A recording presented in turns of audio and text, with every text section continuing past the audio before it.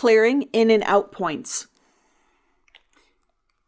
If you open a clip that already has an in and out point, you can change them by adding new ones. Your new in and out points will replace the existing ones.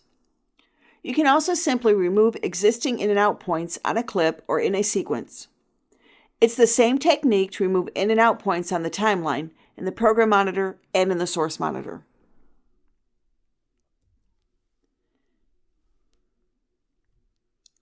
In the timeline panel, select the Excuse Me clip by clicking it once.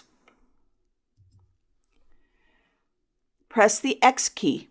This adds an in point to the timeline at the start of the clip, on the left, and an out point at the end of the clip, on the right. Both appear on the time ruler at the top of the timeline panel. Right-click the time ruler at the top of the timeline panel and take a look at the menu commands. Choose the command you need from this menu, or use one of the following keyboard shortcuts.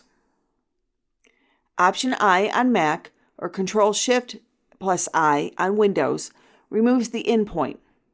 Choose Clear In.